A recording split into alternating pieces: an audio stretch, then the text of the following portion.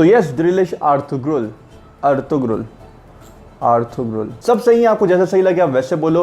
वैसे टर्किश में is Dirilis Ertugrul, it is one of the trending show in Pakistan right now. मतलब कि इतना ट्रेंडिंग है कि मेरी अम्मा ने कोई सीरीज़ फॉलो नहीं की है कभी ज़िंदगी में, वो बाकायदगी से देख रही है, तो सोचो कितना अच्छा होगा। लोग जो है ना अलग अलग वजह से देख रहे हैं, कोई इस वजह से देख रहा है कि भाई बहुत ही ट्रेंडिंग शो है, कोई इस वजह से देख रहा है कि हमारे पीएम साहब ने, इमरान खान साहब ने कहा था कि ये शो देखो, तो वो इस वजह से देख रहे हैं। और कुछ इस वजह से भी देख रहे हैं कि भाई यूट्यूब पे मेरे पास तुमों का रिकॉर्ड तोड़ दिया कि ऐसा क्या शो है, तो इस वजह से भी देख रहे हैं। और मेरी भी कोई ऐसी वजह है कि मैंने रिव्यू सुने थे कि यार अच्छा शो है तो देखो, तो मैंने स्टार्ट किया। और अब ऐसा है कि मैं बेहतरीन किस्म का फ़ैन बन चुका हूँ। इतनी कोई बेहतरीन सीरीज़ है ना, लोग अजीब अजीब बातें कर रहे हैं कि नहीं देखो, फैंटेसीज हैं और ये और वो। भाई आपको देखना आप देखो, नहीं देखना ना देखो, ख़त्म बात। सो मैं जो ना 4th सीजन में पहुंच चुका हूँ और देखते देखते मैंने कुछ चीज़ें ऐसी ऑब्जर्व की, ऐसे लाइफ लेसन ऑब्जर्व की जो कि हम अपनी ज़िंदगी में अप्लाई कर सकते हैं और एक बहुत ही अच्छी और सक्सेसफुल ज़िंदगी गुजार सकते हैं, जैसे कि आर्थर ब्रे की थी। और ऐसे कौन से लाइफ लेसन है बताता हूँ मैं आपको। तो सबसे पहला lesson is being visionary, having a purpose of life. मतलब कि जो लोग ये सीरीज देख रहे हैं या फिर वो लोग देखेंगे, वो एक आर्थर ब्रे के लिए एक वर्ड ज़रूर सुनेंगे कि ही इज़ अ शेफर्ड, मतलब भेड़ बकरियां चलाने वाला बंदा। एक छोटे से कबीले से ताल्लुक़ रखता था, लेकिन उसका एक विजन था कि मैं मुसलमानों के साथ खड़ा हूँगा, मैं इंसाफ के साथ खड़ा हूँगा, जो जालिम है उसके अगेंस्ट खड़ा हूँगा, मतलब इस्लाम का बोलबाला करूँगा।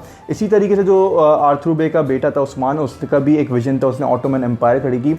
बेसिकली ऑटोमन एम्पायर का जो आइडिया था, जो बुनियाद थी, वो आर्थर ब्रे ने खुद ने स्टार्ट की थी, but it was further carried bye Usman. कहने का मकसद ये कि हमारा भी एक विजन होना चाहिए कि हम लोग 5 से 10 साल बाद अपना वो कहाँ देखते हैं। हम 9 to 5 जॉब कर रहे हैं, हमने एक दुकान खोल ली या फिर हमने एक ऑनलाइन स्टोर खोल लिया, उसको हम 5 साल बाद या 10 साल बाद कहाँ देखते हैं। तो हमारा भी एक विजन होना चाहिए। पैसा, शादी और बच्चे से विजन नहीं होते, इसके आगे भी बहुत दुनिया है। तो यार अपना एक पर्पस रखो अपनी ज़िंदगी में, और हाँ स्टेप बाय स्टेप चलो। ये नहीं कि तुमने सोचा कि यार मेरा एक एम्पायर खड़ा हो तो तुम अगले महीने देखो यार कुछ नहीं हो रहा।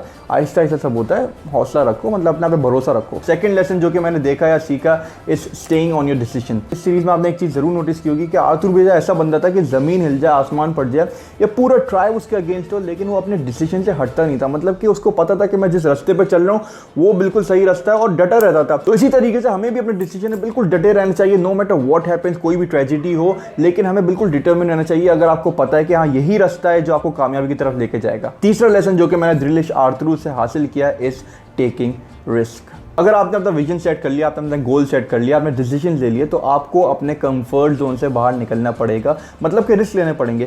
अगर आप ये आर्थर ब्रे देखो, मतलब ये सीरीज़ देखो, तो इसमें आप ये देखोगे कि उसने ऐसे ऐसे डिसीजंस लिए हैं, ऐसे रिस्क लिए हैं कि मतलब तलवारें यहाँ होती थी, बस कलमा पड़ा होता था कि अब मैं गया, लेकिन वो कामयाब होकर निकलता था। तो इसी तरीके से हमें भी रिस्क लेने पड़ेंगे, ऑब्वियसली कैलकुलेटेड रिस्क लेने पड़ेंगे। ये नहीं गाड़ी के आगे आगे खड़े हो गए भाई हम रिस्क ले रहे हैं, ऐसा नहीं, बहुत ही देख दाख के चलना पड़ेगा यार। चौथा लेसन जो कि मैंने सीखा इज स्टेइंग अगेंस्ट ट्रेटर्स। इस पूरी सीरीज में आपने एक वर्ड जरूर सुना होगा विच इज हाइन, मतलब कि ट्रेटर्स, और एक और भी सुना होगा कातिलुन, मर्डरर्स।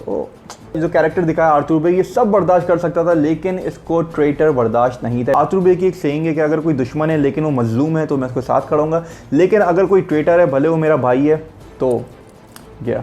मतलब कि पहले सीजन में ही दिखाया कि उसका जो सगा चाचा होता है वो ट्रेटर होता है तो उसकी गर्दन ही उड़ा देता है। हमारी जो ज़िंदगी है उसमें बहुत ही अलग अलग कॉन्टेक्ट में धोखे मिलते हैं और ट्रेटर्स हैं, लेकिन एक छोटी सी मिसाल ये है कि अगर आप किसी को जानते हो, वो किसी से मिलता है, बहुत अच्छे से मिलता है, लेकिन पीठ पीछे उसी की बुराई करता है, तो सोचो कल को वो आपकी भी बुराई करेगा। तो इस तरीके के जो लोग होते हैं, जो नेगेटिव लोग होते हैं, उनसे दूर रहो, क्योंकि वो तुम्हें आगे जाके बहुत ज़्यादा नुकसान पहुंचा सकते हैं। तो यार ऐसे जो नेगेटिव लोग होते हैं जिनकी डुअल पर्सनैलिटी होती है, उनसे दूर रहो। मतलब मैं ये नहीं कह रहा कि उनसे दोस्ती खत्म कर लो, मतलब उनसे बात रखो, लेकिन एक लिमिट में रखो। फिफ्थ लेसन जो कि मुझे मिला या मैंने सीखा is support for the family या फिर लव्ड वंस। इस पूरी सीरीज में ऐसे बहुत मोमेंट्स आपने देखे होंगे कि उसकी अम्मा, उसके भाई, मतलब पूरा ट्राइब उसके डिसीजन के अगेंस्ट होता था। मतलब बोलते थे कि यार तुम सही डिसीजन नहीं ले रहे, और मतलब कि एक फुल बोलते ना फड्डा शड्डा हो रहा होता था। लेकिन अगर कोई भी ऐसा सिचुएशन आती थी कि कोई मुसीबत आती थी उनके ट्राइब पे, तो सब एक साथ खड़े होते थे। मतलब एक यूनिटी बहुत दिखाई है और फिर मिलजुल के एक डिसीजन लेते थे।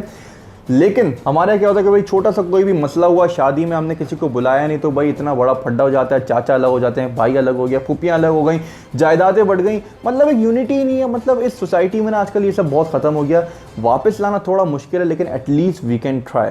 और लास्ट लेसन जो कि मुझे मिला, जो कि सबसे ज़्यादा इंपॉर्टेंट था, मतलब पूरी सीरीज इसी पे बेस्ड थी, is faith in Allah. Arthur ब्रे का जो फेथ दिखा अल्लाह पे, वो बहुत ही स्ट्रॉन्ग दिखा है। मतलब कि उसको पता था उसकी नीयत साफ है, वो सही रास्ते पे चल रहा है, तो वो अल्लाह पे भरोसा करके आगे चलता था और कामयाब होता था। तो इसी तरीके से हमें भी अल्लाह ताला पे बहुत स्ट्रॉन्ग फेथ रखना चाहिए कि हमें पता हो कि हम सही रास्ते पे चल रहे हैं, हमारी नीयत साफ है, तो अल्लाह पे भरोसा करके हम आगे चलें, अल्लाह खुद ही रास्ते खोल देता है। तो गाइस दिस वाज इट, आज के लिए इतना ही। तो ये थे कुछ लेसन जो कि मुझे मिले। आप भी देखो, आपको और लेसन मिल सकते हैं। मतलब अगर आप इस वजह से नहीं देख रहे कि यार 300-400 एपिसोड्स हैं, तो ऐसा ना करो, इट्स अ वर्थ वॉच यार, मतलब तुम्हें बहुत मजा आएगा। और प्लीज यार मनी हाइस्ट और गेम ऑफ थ्रोन्स से कंपेयर करना छोड़ दो, बोलने कि इस्लामिक गेम ऑफ थ्रोन्स, मतलब कि वो एक अलग चीज़ है, वो एक अलग चीज़ है। क्या तुम असल जिंदगी में प्रोफेसर बन सकते हो?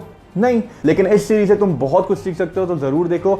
मिलते अगली वीडियो में नए टॉपिक के साथ, नए टिप्स के साथ। Till then stay fit and slay it.